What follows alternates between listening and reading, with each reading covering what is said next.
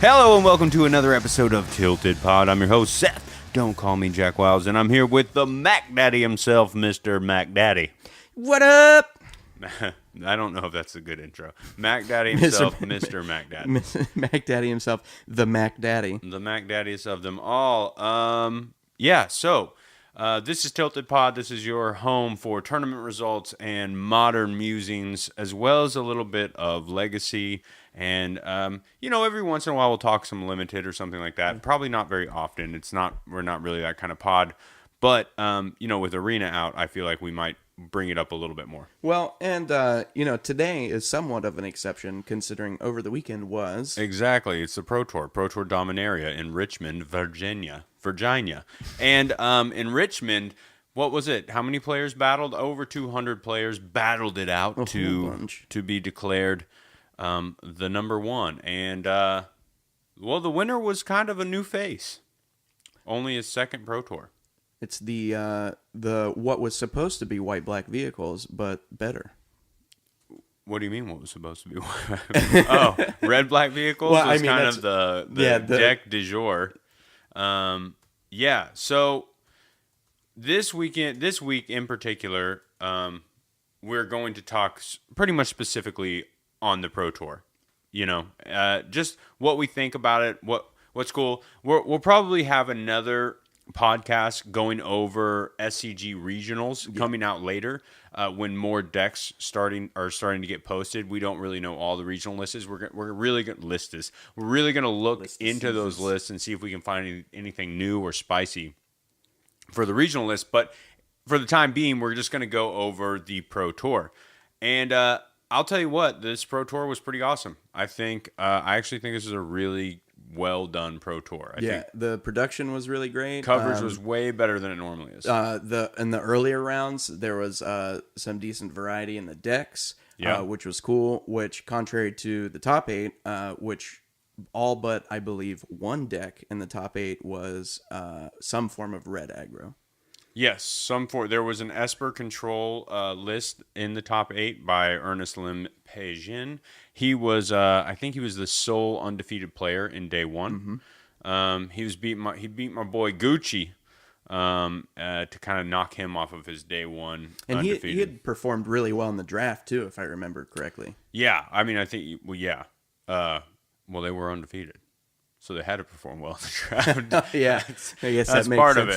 of it. So anyways, speaking of draft, let's just talk about how fun this... I don't normally like the limited coverage, and most of the time I will just skip ahead of that. This was like one of the only Pro Tours I've ever been like, I want to see this. I think what really kind of made it super awesome was the insane pools. In one pod, there was like 2 Karns and a Teferi. That was on day 2, yeah. And just the decks that they were coming up with. Yeah, John Finkel beating the Karn Teferi deck that Maguchi drafted on day 2. Yeah. I started texting you guys saying, like, okay, Maguchi's getting in the top 8. Yeah. Like, he's going 3-0 with this deck. Yeah. Frank Carson sent out a tweet saying that the likelihood of them hitting both of those Planeswalkers in this one draft pod, where they hit more than 2, it was like 4 Planeswalkers, I think, total in that draft pod, was 0.04%. I mean, that's crazy. And he had both of them. And he had a really good deck around it, too. It wasn't just like, I'm going to draft these cards and then I'm screwed and like I got nothing else. He had like multiple Wizards Lightnings. He had like... It was insane. The Rebuke card. He had such good removal, like nice like 1/3s, the 1/3 Wizard. So it was kind of like a blue-red Wizard splash white just for Teferi and the Revoke card. It was really good. He drafted a few of the amulets that gain you 3 life and can fix your mana. It was awesome, man. I thought for sure he was going to win, but he lost to Goblin Barrage and Icy Manipulator and the GOAT, who drafted 4 of the... What's the mage called that bounces? The Academy Journey Mage. Yeah, Academy Journey Mage. I mean... The GOAT just killed it. It was awesome.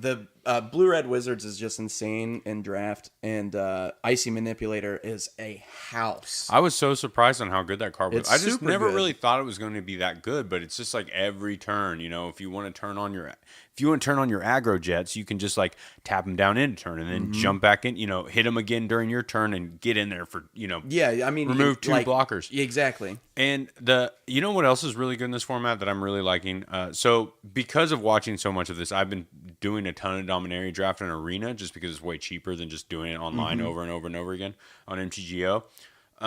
But it's really fun, even though I'm not drafting against other players.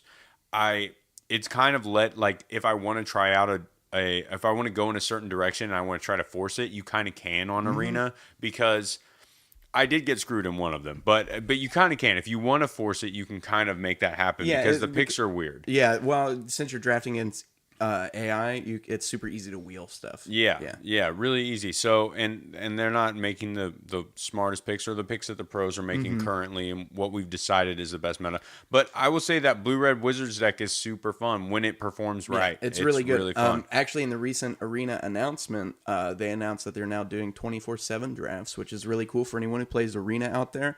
But alongside with making them more available, they're making changes to the pick AI. Yeah, I heard they're going to try to make it a little bit more competitive. Or a little bit more realistic, which is what good they news. said. Yeah, you're not just going to keep hitting rares. Like, you're not going to be able to go in there and do what Saffron Olive and a couple other people have talked about on Twitter, and they were just like, yeah, I think there's actually more value into just turning your gold into these drafts and just like rare drafting everything and drafting cards that you already have 4 of so you can boost your dust up.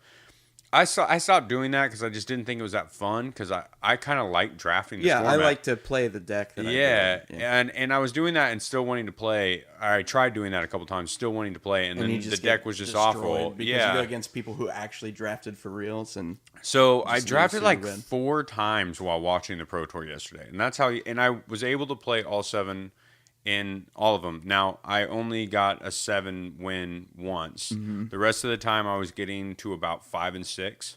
So I was like right there. The Blue Red Wizards deck was not the one that I got 7-0. Or I went 7-1 with the green black. Like Thalid. I thought it was going to be that, but it was more like green black kicker. Oh, cool. Like I had a Jasu Vest, I had a Demon Lord Belsnock. I mean, that I had card's some. A house too. Yeah, it is. I had some bombs, but you know what card just kept winning? Oh, I went 7-2 with another deck actually, so I had 7 wins. But both decks were playing the 3-mana card that gets 2 creatures back from your graveyard. What card is that? I didn't realize how good it was until they were talking about it in the thing. I don't remember the name of it. It's 2 colorless and a black.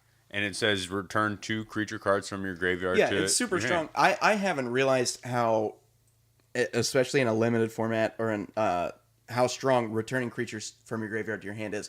They were talking about it when they did during the Pro Tour when they did the deck tech for Mono Black. He was playing 3 Memorial to Folly. Yeah, and he said that is by far one of his best lands. Right. Overall, it's like insane how good it is in limited too. Because I guess I always thought about it as like these 1-for-1 return. In older formats, you have that 1-for-1 like Zombify or something where you like get. I don't even know if Zombify's right. That might return to the battlefield, but something like I you get get a Gravedigger effect where you get a return a creature to your hand. That's really awesome when it's stuck on a body. So Gravedigger is always a great card in limited. I understand that.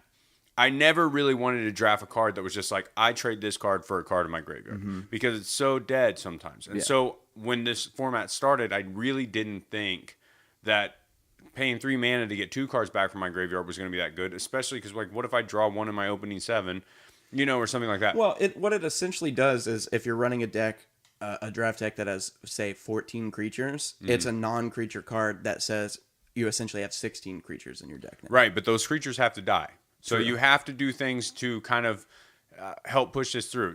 But what this card allowed me to go 7 wins with both of these decks. I actually drafted it in black-red and green-black. And the black-red, I would drop my early wizard, the 2-drop wizard that's a 1/3, Yeah. and you can pay 6 and return a. So you can Get an infinitely instant or loop it. sorcery back. Yeah, so then I can just play these chump blockers early game, draft some guys like that who have they're effective in the late game, but I can also just drop them early to kind of stem bleeding if I'm playing against an aggressive deck, which sometimes the blue-red wizard deck is very aggressive. Yeah. So I'm dropping them, and then they die, and then I draw that card and I return it, and then I play that card with kicker, and I get that back, and then I get 2 more cards. It's a really cool thing. It's quite the engine for a format like draft. Right. And then there's that 5 mana 3/2 flyer. I wish I would have known all the names of these cards if I knew I was talking about them. But there's a 5 mana 3/2 flyer that gains you 3 life, and you mill the top 3 cards of your deck. So he was really good in my green black version, where I was like milling over powerful cards. Having this, I was giving myself more options, gaining 3 life, and now having a flyer to ward off their flyers until I landed one of my big bombs, until I gained enough mana to hit my vests. They worked really well. The decks that I didn't do too well with were like the blue-white flyers, which I actually really love, and red-blue wizards. Yeah. But I just think I kind of tried forcing them a little bit, and I had to splash white. That was too much another white. thing that I took away from the draft portion of the Pro Tour was, and I heard it multiple times from different pro players, that in Dominaria at least, or specifically I should say, they consider white as a color to be a trap. Like they say that basically the way they phrase it is that if you're just attacking with 2/2s on the ground, you're not winning. Yeah. It's not that good. There's a couple good white cards, but they're really more like splash cards. Yeah. I'm sorry. So that's probably all the limited we need to talk. Yeah, I mean, it was fun. What I'm saying is, what I'm getting at, and what we're both getting at, I think, is this is actually a really fun draftable format. I wish I Dominaria is super. Yeah, I great wish draft. I knew. It almost feels like a weird. In some way, it feels like some sort of you do some really powerful things in it, and with all the legend creatures, it kind of feels like it's almost a cube draft or something. Sometimes, like a lower power cube draft. It's really cool. I don't know why it's so cool. The games go forever. The games are super interactive. It's actually interesting too because Dominaria as a set brought a lot of cube cards to the table, which is really cool. Yeah, man. I think well done, Wizards. That's all I have to say. Yeah. Well done, Wizards. Great set. You did a great job in the limited portion of the set, and I look forward to the next set. I mean, I don't even know how much I want to play Standard. I'd rather kind of just draft right now. However, I do like the Standard decks that are going on. A lot of people, I'm sure, let's get to the elephant in the room. People are going to be mad, and they're going to say this format's dead and that no one wants to play right when everybody was saying, oh, the format's alive, and we fixed it.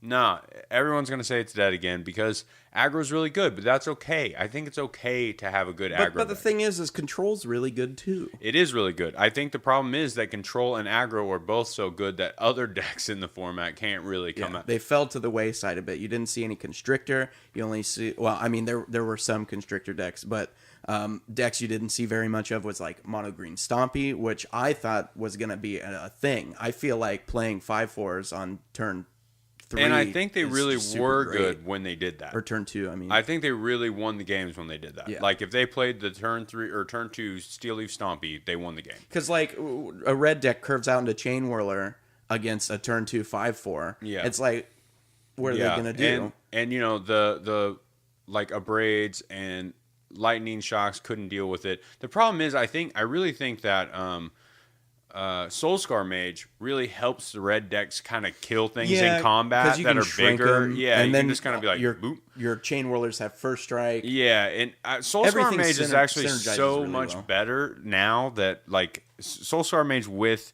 Goblin Chain Whirler is just insane to me. I think it's such a great combat or such a great like trick and cool thing that you can do in the format. Just melting down your opponent's board.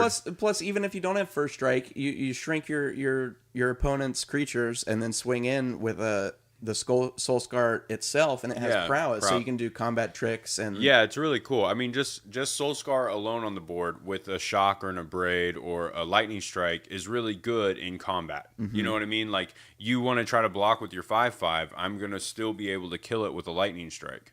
So looking over the results here, just going down, ignoring the top 8, you have one deck at 9 wins, which was Matt Severa on Red Black Aggro. Who also won the Constructed Champion. Yeah, right? which is very cool. So that was cool. He won that. Congratulations to Matt Severa. Really good player.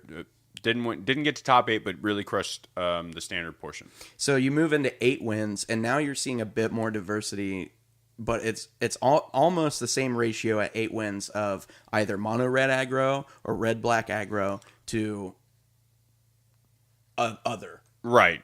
So we've got like Esper Control, piloted by Guillermo Matignon, however you say his name properly. Excuse me if I mess that up, but really great player, really well-known player, also a big-time control player. So this is no surprise that he's playing that.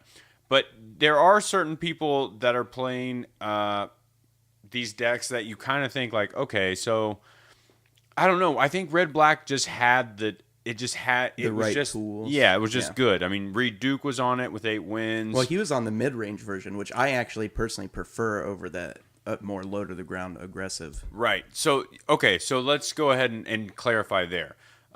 There are 3 versions, basically. There's mono red, which is the lowest to the ground. There's red black aggro, and there's a few versions of this, which is low to the ground, but then they play some haymakers. They play a lot more 4-drops. They've pretty much dropped Hazaret because they just can't really empty their hand as fast, which is a big problem, I think. But they're playing things like Chandra. They get Unlicensed Disintegration, which is really great removal in the format. They're playing more on curve rather than playing multiple small spells a turn. Right. And they've cut down on it's not like they're running 4 Hardikurans anymore. It's just like 2 Hardikurans or whatever. It's less of a vehicles deck, and I think that's why they didn't really call it. Then you've got the mid-range, like Kazuyaki Takamura, who made it to 8th place.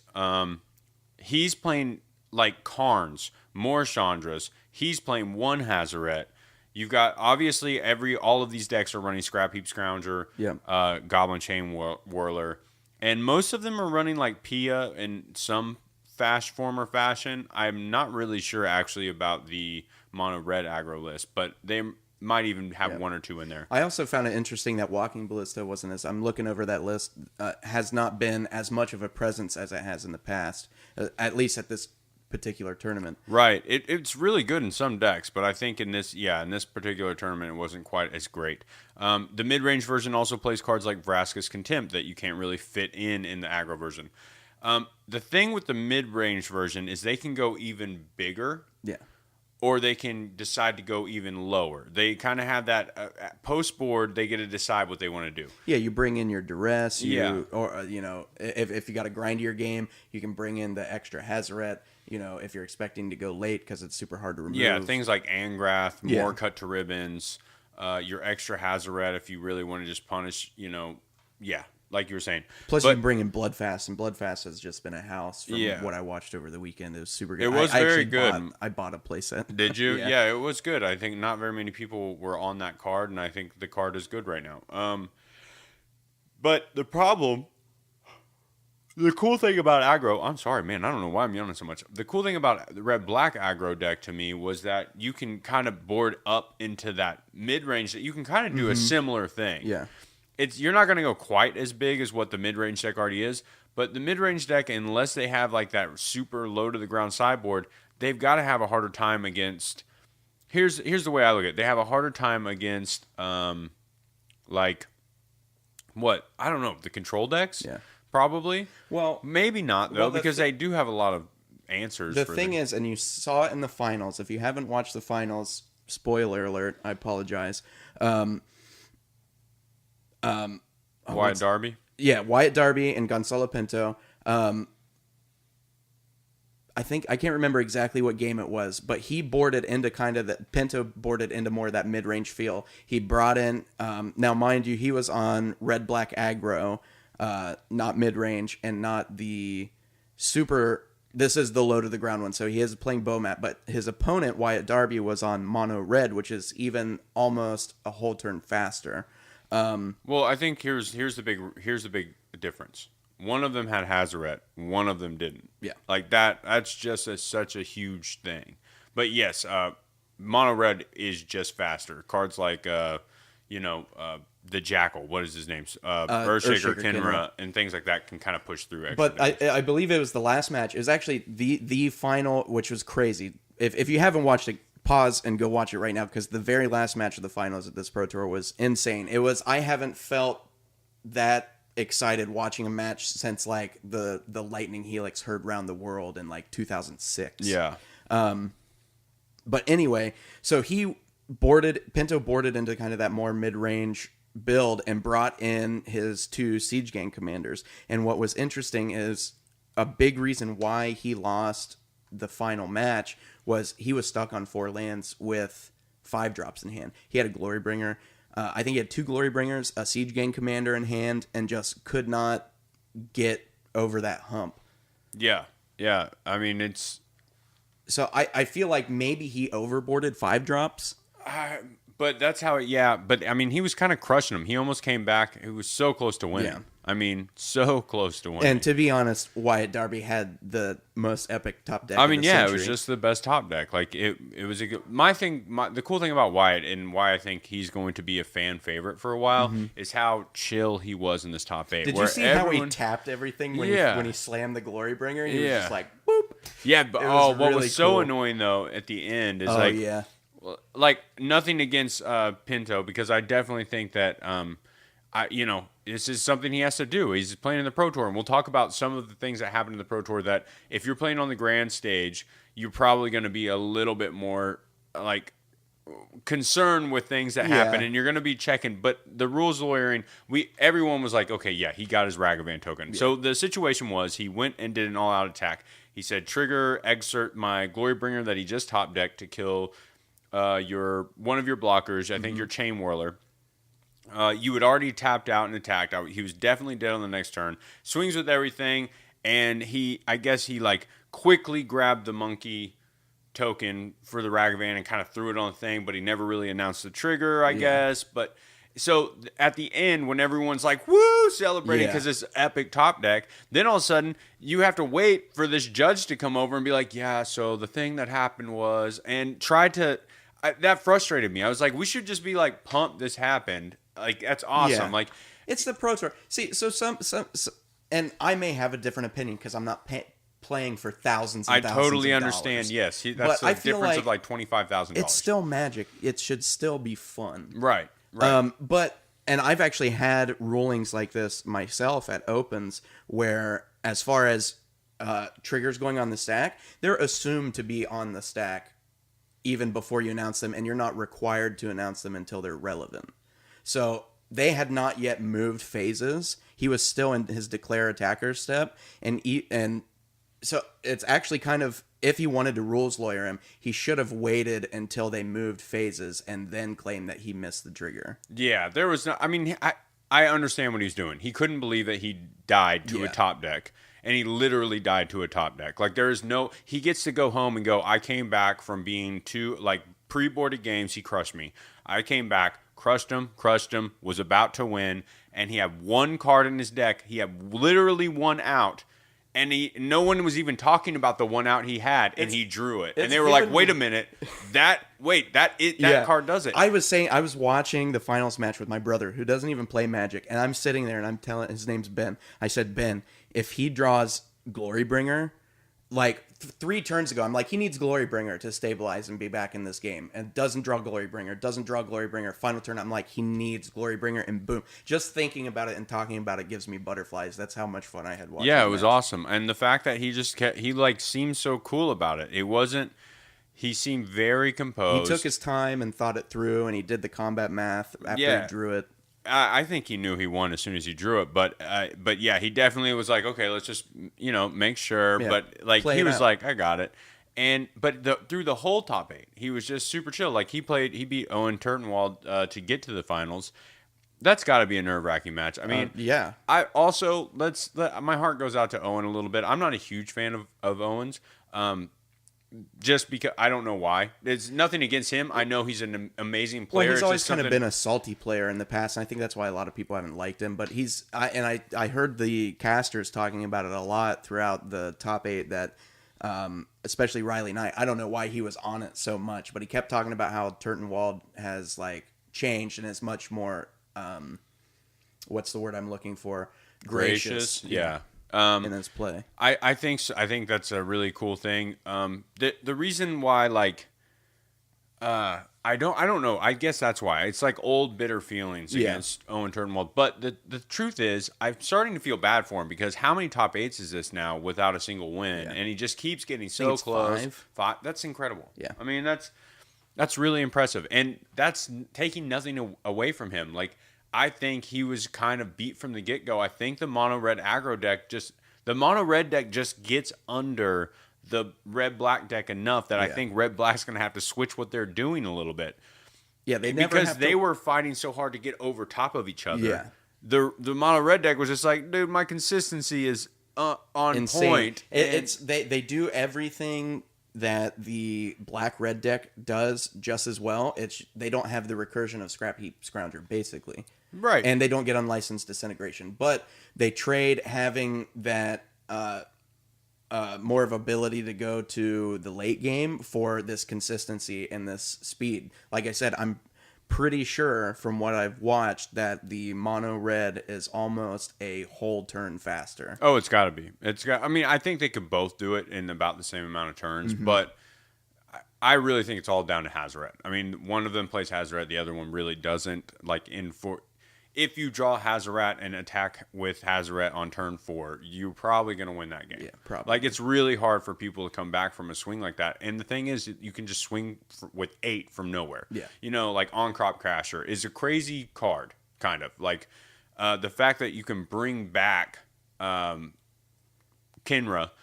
from the grave at 6 mana, you know, gives you a little bit of late game. Yeah. Also haste. Also, I mean, there's just a lot of, like, boom, out of nowhere. You just like, oh, lightning strike that, do this, and then swing with team, and then it's like 8 damage out of nowhere. And like you said, it's really good at getting under. Yeah, it just gets right under people. And so, like, let's look at this. So there was a standard online PTQ, right, that happened right after the Pro Tour. And instead of red-black aggro being the number 1 deck, there was 1, 2, 3, 4, 5, 6, 7, 8 mono red aggro decks that went 7-1 or better. It wasn't even close. There was like 4 red black aggros, and they were still even the lower versions of them. So we can see that people were like, yeah, I think this mono red aggro deck might be kind of like where it's at. Now, some things that happened interesting because mono red was going to be so hot. In the standard PTQ, we've got 2 8-0 green-black Constrictor decks, which is kind of cool because that can fight the mono-red menace. Yeah. You know, it's really good at that. They have things that will deal with mono-reds, with the problems mono-red is giving the rest of the format. And even at the Pro Tour, if I remember correctly, looking at the 8-win decks, there were 2 or 3 at the Constrictor. So they were definitely one of the decks that got in there. Yeah. The other thing is Kevin Jones. Let's talk about Kevin Jones versus Marcio Calvado, who Marcio ended up making the top 8. Kevin Jones did not. He had 2 win-and-ins. He was beating Calvalo pretty bad. Not bad. It was a crazy good game. It went to turn 4. And Kevin Jones had officially, I think, taken control of the game completely, where he would have won the game on the next turn had they had another turn. He was playing blue-black mid-range, was coming back insane with Argyl's Bloodfast. He was like, you know, he had just like Scarab God, Marcio's like Rekindling Phoenix. He had completely stabilized. The game was about to go to him, and then 5th turn hit, and draw, and they shake their hands, and Kevin says, you know, would you like to concede to me? And obviously he's not going to, right? I mean, because you have one more round. Yeah, but the thing is that was essentially a loss for both of them.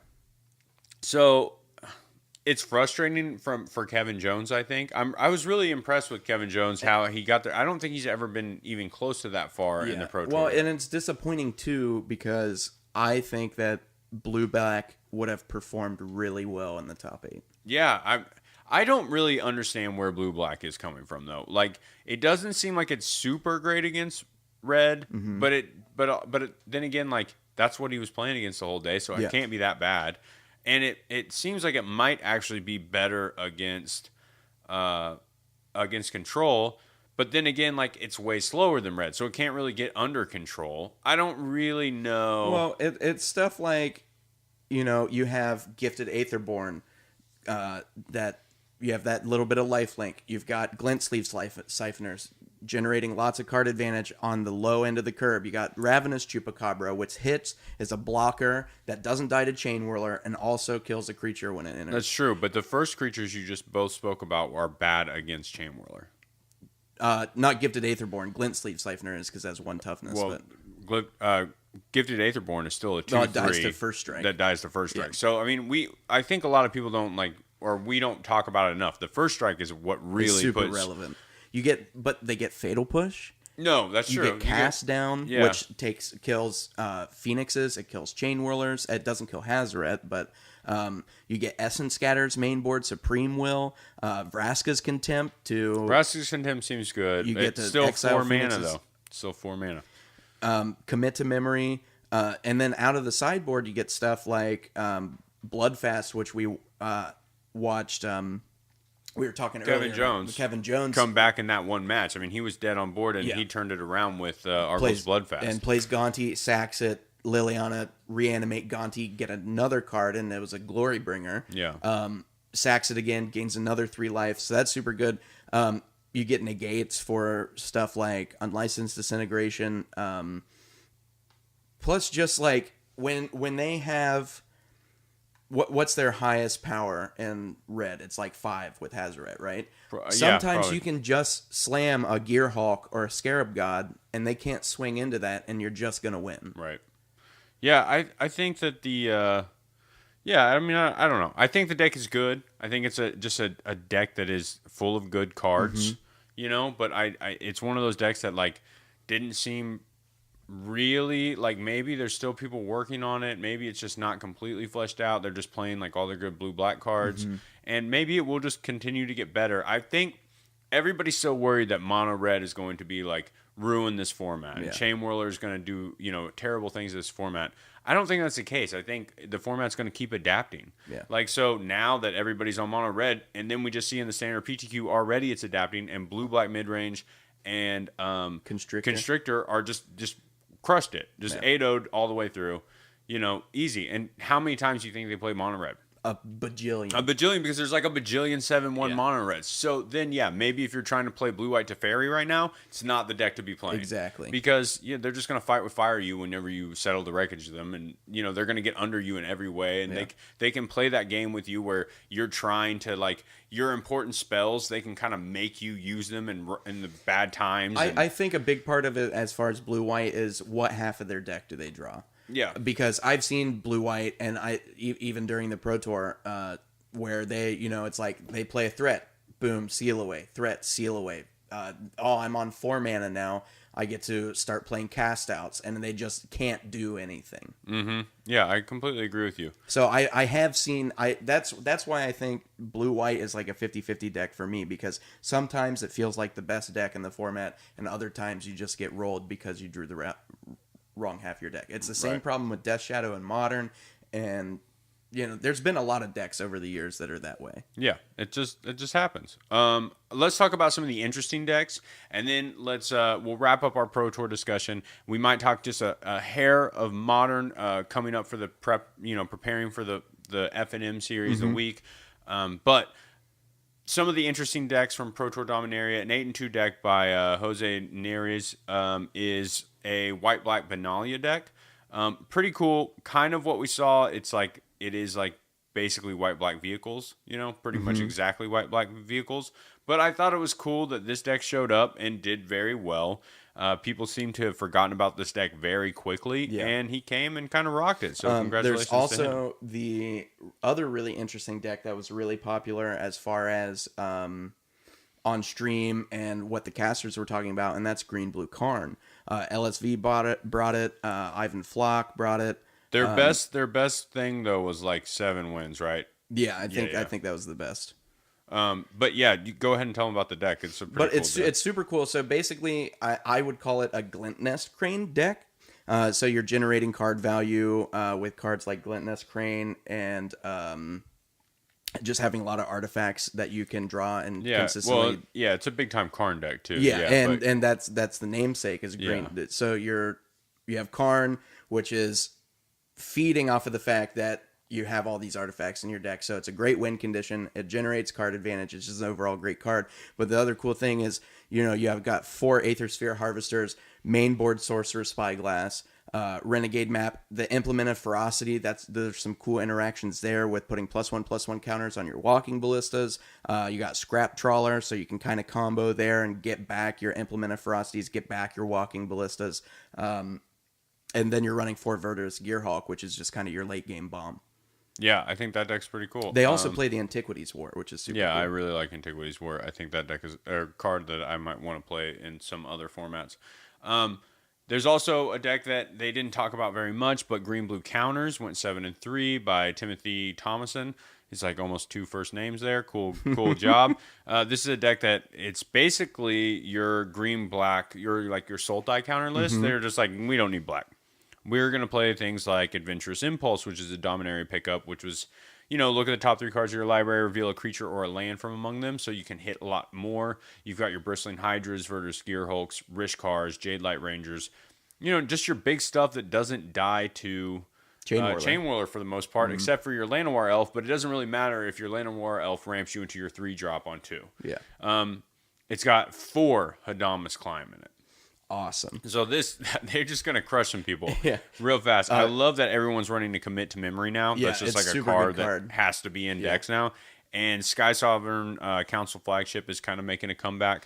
Kind of a deck in the same vein. Craig Wesco, also in the 7 wins bracket, brought green-white mid-range, this is kind of like a green-white good stuff deck. It's the same deal where they're not playing 1 toughness creatures outside of Llanowar Elves. But they're just, you have those cards like Jade Light Ranger, Rishkar, Thrashing Brontodon. And then all the way up to Lyra. Yeah, you're ramping up into Shalais and Lyras that are just going to get you there. And on top of that, you have protection against unlicensed disintegration and other removal and control in the form of Blossoming Defense. And you're still kind of doing that vehicles thing. That's something I find interesting about Standard right now is it seems like if you're not running some number of vehicles, you're not doing well, I guess. There's not very many decks. They're just really good. They're just very good. The vehicles, they're so free almost to put in your deck, It's just a powerful artifact. It's a cool thing they do. I hope vehicles stick around. I hope we keep getting them in different sets because they're fun. But I do think the first round was pretty powerful. Yeah, like Hardikiran and Harvester. And like those are really powerful. And then Looter Scooter that was already been banned, that card is really great. Yeah. They just pushed him a little bit. That's okay though. 8 wins. We've talked about it, but there's some white blue Teferi decks. Anything else you see? Blue-black gift. The mono-black decks, which I love. That's what I'm playing on Arena, so I thought it was really cool. They featured a deck tech for mono-black. Oh, yeah. Willie Idol, who was wearing some dope swim trunks and like his He's such a cool guy. He's so cool. He's like the nicest dude ever. Super cool. But I'm into him, and I'm into this deck. He was calling... I thought this was funny. He was calling Dreadshade the better Tarmogoyf. Yeah. He always has these things where he's like, no, it's just a better this. When he was talking during the deck tech, he goes, Tarmogoyf is just a 2-mana 0/1. Yeah. It's just a better Tarmogoyf. That was his example. It cracked me up. I like this deck a lot. I think I like maybe having more Knights of Malice, but with the fact that like white-black is pretty much on the out, maybe it's not that important. Well, it's kind of I expected to see. I saw the 2 in the main board, and I expected to see 2 more in the sideboard, but it's just the 2, which is cool. But the fact that it has first strike, having a first striking blocker main board is pretty relevant.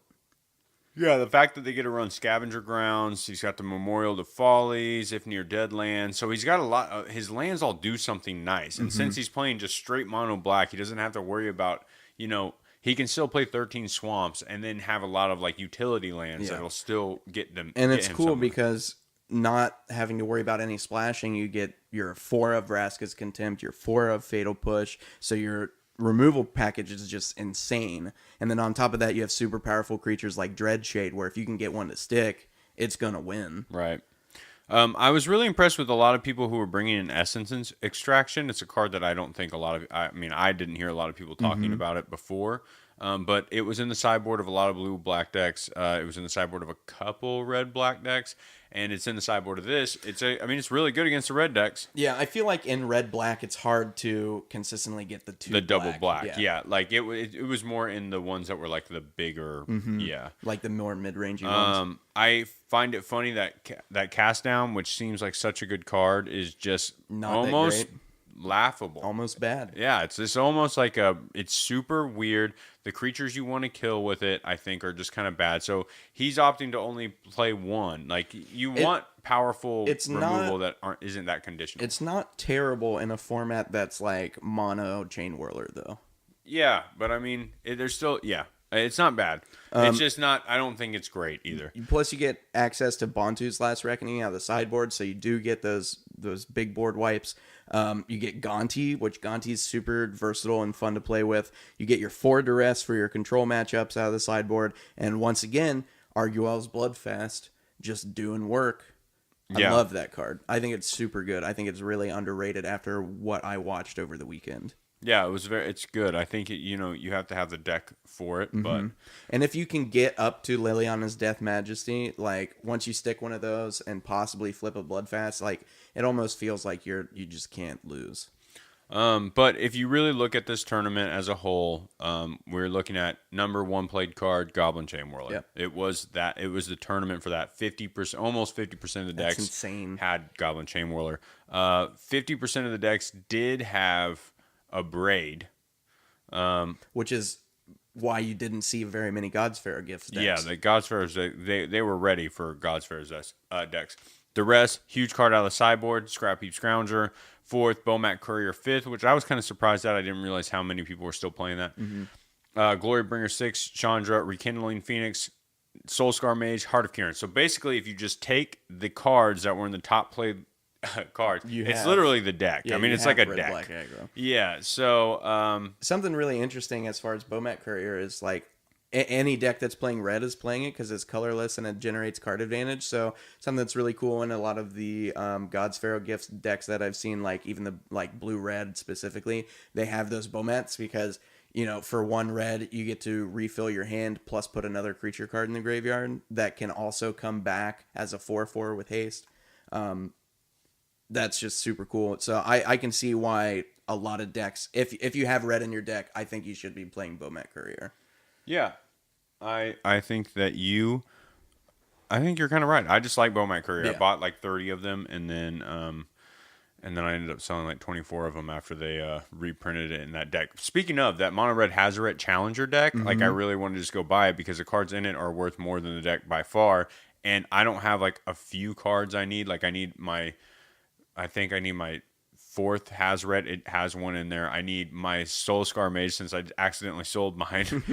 And it has those. And I don't have On-Crop Crashers. Like, I don't have some weird stuff. Card and like I didn't have the new Lightning Strikes. I have like a mixed match of like Japanese, M13 Lightning Strikes and like one of these and then one other Lightning Strike. It was all messed up. I'm curious. I should have looked at it before we started, but I'm curious after the Pro Tour how the aftermarket prices of those pre-built decks were affected. I don't know. I still know that at our Walmart they have a red one, and I plan on buying it. Cool. Yeah, but and it was still $30 there, which is just really good. Did we go over the Esper Control deck? Yeah, that's what we talked about first. Yeah. All right, we're gonna jump off the Pro Tour. I'm glad you stuck with us. I know that we are mostly modern, and you probably don't come here to hear our standard opinions since we very rarely play standard. But we're kind of getting there though with Arena. Getting closer. We're playing a lot of Arena, and when Arena hits full on standard, I think I'll play a lot of standard. Yeah, that happens on the 7th, which is in 3 days. 7th. I guess we can just go ahead and say that. Arena news. Arena news. That's going to be our stinger for that. Arena news. At 7. So in Arena on the 7th, they're going to give everybody a bunch of cards, like a whole bunch of cards. A ton of cards. Basically, all the cards from the sets that have not been released yet, all the good ones, they're just going to give you. So you can play, which means I think they're going to wipe soon, and the new Probably. it's going to be a wipe. Soon. I've read that for sure. It was in an FAQ somewhere, an official FAQ, that for sure before they move out of beta, there will be one more collection wipe. Oh yeah, definitely. But this on the 7th, when they do this big update, they are wiping everyone's ranks. And they've redone the ranking system, the right? MMR, yeah. So that's going to change. From what they have described, you will have a much better idea of, I guess, the tier of player that you're playing against. Because the way it is now, someone can be ranked bronze and perform really, really well consistently, and then start getting matched up against golds and beyond. Okay, yeah, because that was happening to me constantly. Yeah. I was like, when I first started playing, I was on a pretty hot win streak for a while, but then it was just like I was playing golds, and I was playing all these golds with I hadn't even put any money in. And so they have like real decks. Yeah, I just started like dying fast. Like there was nothing I could do. I mean, I tried my hardest to outplay them, but you can't, and there's no sideboard game either, so I can't. It has kind of become more pay to play. That's why I think it's really cool that they're going to give us a bunch of cards. Yeah. Because now if you're in the beta and you haven't spent that much, if you've just done a few drafts and you had a couple of rare cards to spend, and then they're going to hand you all these other ones, we probably make a good deck. You're pretty set. I wouldn't call it pay to play, because honestly, it's pay to play less, in my opinion. Like, because you cannot pay and get there, it's just going to take longer.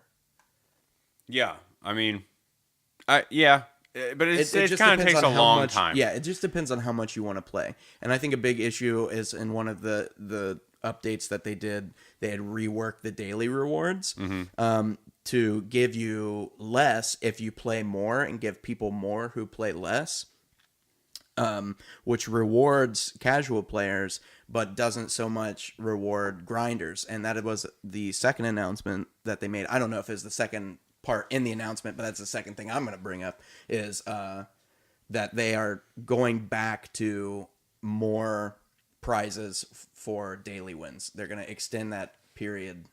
Oh, cool. So if you grind more, you get more. Because the way it is now, you grind 15 wins, you get 3 packs, and that's it.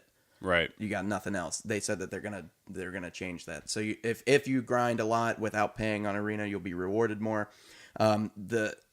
They're bringing in the new sets, giving a bunch of free cards. They're giving like 4-ofs of all the best cards, like Chandra, Torch of Defiance, Walking Ballista, Bomat Courier. A ton of stuff. It's insane. Fixing the MMR, and I think that's about it. Oh, best of threes. Yeah, best of threes. And they said that there will be competitive league now. Yeah. And 24/7 drafts, which I mentioned earlier in the pod. So it's going to be awesome. So if you haven't been on Arena yet and you don't have a beta key, get one, dude. It's fun. It is super fun. It's really fun. All right, we're going to wrap this episode up with a little Modern talk. Not very much. We're just going to go over the challenge. Again, like I said, we're going to have a podcast maybe later in the week that will go over more of the SCG regional tournaments. Yep. We're going to wait till, like I said, all of those start to pop up and we can find some cool decks, maybe get a little information on what's going on out there in the metagame. Mm-hmm. But in the Modern Online Challenge this weekend, we got 7-0 Sadek with Dredge. I think it's pretty cool in this super heavy, humans meta. Like, Dredge came in and just kind of crushed. Well, it's classic Dredge. Everyone forgets that it's a thing, and then it just comes through, and 7-0 is a challenge, and it's like, oh yeah, that deck exists. Yeah, we forgot. We stopped packing our graveyard hate, and we just forgot Dredge just ran over everybody. Mm-hmm. If you don't, this only thing interesting about this list is it's kind of an older list. It's playing Shriekhorn, which if you don't know what Shriekhorn does, don't fret, because a lot of people don't. Only a few people played it in Dredge for a little while. But it's an artifact that costs 1, and it says Shriekhorn enters the battlefield with 3 charge counters on it. You can remove a charge counter by tapping it, and target player puts the top 2 cards of his or her library into his or her graveyard. So it's just another way to kind of super power out your... Yeah, it's like a pseudo Faithless Looting kind of. Yeah, you just gotta... You're just basically playing 4 Faithless Looting. Yeah. And you can do it more than once. Yeah, you know, which is cool. Yeah, you get 3 charge counters on it. So if you get 2 of those out, turn 1, turn 2, you're going to start ripping through your deck It really does fast. exactly what Dredge wants to do, is the thing. Yeah, it's cool. But I don't see why it's not more popular. A lot of people don't play them for some reason. Interesting choice in the sideboard to Dampening Spheres. Yeah, I think they have to play that because they need something against Storm. But they can get under Storm, but they don't have a lot of interaction. Well, it's like they kind of have to bank on Storm not having it. Yeah. So Dampening Sphere kind of will help a little bit. We've got Affinity going 7-1. This list is playing 3 Galvanic Blasts and 2 Karns. Karn is really, really starting to show up in Affinity as like a mainstay. I'm not 100% sure it's going to happen. Like, I look to people like Peter Tibergen and stuff like that. He's maybe playing one in the sideboard. I don't really know exactly what he said about Karn yet, but I can't decide whether or not it's really good or just not worth it. Well, you know what I mean? They're down a Galvanic Blast, and they're down an Etch Champion, and up the 2 Karn. What I think I would like, I think I could understand having 1 Karn main board, and then running the 4 Galvanic Blasts, which we were talking about earlier when we were playing some games, that I think the 4 is just too good. Also, with humans being so popular, it's you kind of want your Etch Champions as well. And let's speak about humans. We've got humans at 6-1, humans at 6-1, humans at 6-1. Black Red Hollow one at 5-2. Yeah. A couple burn decks, some elves, green white hexproof, more humans, and then it all the way in 5-2. We've got some decks that I think are really becoming super popular right now. And I'm just going to talk about these before we end it. We've got Mono Green Tron, which has moved up a lot in the lists, in the meta breakdown. It can beat humans, but it can also lose to humans. So it's kind of a weird thing. It's also in an odd place now that Dampening Sphere is kind of being a popular Storm sideboard, is that it's also a very effective card against Tron decks. It is effective against Tron decks, but it's also one of those things where like Tron can beat Blood Moon pretty easily. Yeah. And Dampening Sphere is basically a 2-mana Blood Moon to them. That isn't actually going to pull them off of any colors either. Essentially. So, and they have more ways, I think, to deal with that. Well, and if they're playing against a Dampening Sphere deck, that's bringing those in out of the sideboard, they're still able to just slam an Oblivion Stone. Right. The other thing was Mardu Pyromancer, which has really picked up in popularity. It's become very popular on MTGO, especially. I was actually surprised not to see more in the sideboard. We've got this one is not running. What is the card I'm thinking of? Ensnaring Bridge, where a lot of them have kind of picked up Ensnaring Bridge.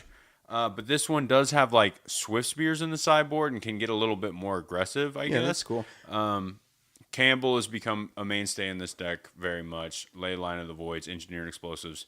It's just a good kill everything deck. Yeah, I kind of like. I don't know if I like it. I find it interesting that they're playing 2 Manamorphose. I guess that's just kind of to get some value off of your young Peasies. Because there's not really... I guess they're filtering into white for their sideboard cards. Yeah. Oh, well, it's a 3-color deck, so that would make sense. Yeah, it's really good against their own Blood Moons if they need them. Yeah, I didn't really think about that. That's cool. I do... And they want to fill their graveyard as fast as possible. Yeah. I do think I like more the Ensnaring Bridge package because it's so easy to just draw a card and then swing with all your tokens and then play it or whatever. But yeah, super cool deck. I've played against it a lot. We have a friend of ours that plays it at our local game store, and he likes it a whole bunch. And for the last deck that I want to talk about that's becoming very popular and I think very good, a lot of people were kind of clamoring to say it's the best deck in the format for a little bit. Didn't do too great in this challenge, 5-2, but Jeskai Control. Run into Teferi. Now, I've heard people like Dylan Donegan online stating that stop playing Teferi, stop playing a 5-mana standard Planeswalker, and start playing the greatest Planeswalker ever made, Jace, and that Teferi is a trap and people shouldn't be playing them, but everybody's playing Teferi right now. There's like very few Jaces left in the... Well, I mean, I can see both sides, like why you would want to play Jace, and I can see why you would want to play Teferi. The biggest thing that turns me off at Teferi is that it costs 5. Right, but everybody's argument is it essentially costs 3. Because you get to untap. When you play it, you can still protect it, at your end Hold step. Up, counter magic, removal, whatever. The deck is like I think the exact Jonathan Rossum deck. 2 Search for Iskanta, 2 Teferi, 4 Snapcaster, 3 Bolt, 4 Path, 1 Secure the Waste, 4 Serum Visions, 3 Lightning Helix, 3 Logic Knot, 1 Negate, 2 Electrolyze, 4 Cryptics, and 2 Supreme Verdicts. Only 3 Celestial Colonnades. You guys know how I like that. I hate 4. Shout out to Nate, dude. He's coming back to Magic, and hopefully we'll have him back on the pod soon. And he's coming back, and he's coming back in a big way because guess what? Teferi got printed, and now he thinks he can play not Grixis. I'm sorry, he doesn't think he can play Grixis. He can play Jeskai now, and I think he's really excited about it. So I'm hoping that we'll see him on the pod and in the tournaments more and more. But that's about all I have to say. I mean, I don't want to play him. Yeah, I don't want to have to play against this deck. I don't want to play against it either. Sounds horrible. And I made fun of him for so long for sticking to this deck, and finally it came back into favor. I really think that it was a good read on his part to stick with this. I've always kind of liked Jeskai, just because you get to play Bolt and Helix and Snapcaster Mage on the same deck. I've also always personally been a bigger fan of the Geist version, which is something interesting about this particular list that we're looking at is that they are sideboarding Geist and then also sideboarding Click, so they can kind of board into that more aggressive get 'em version, where you just slam a Geist on 3 and go to town. I think it's a good card, or it's a good deck. It's a good deck that plays good cards. Yep, that's what I'm saying. And I like the colors. I like the colors. They're American flag or the French flag. All right, guys, we're going to get out of here. Like I said, we'll be back later on the week, or we'll be back next week. You never know. You never know with us. We don't know. But we are committed to going weekly. So thanks for sticking around and listening to Tilted Pod. After PT Dominaria, I'm Seth. Don't call me Jack Wilds, and we out. Peace.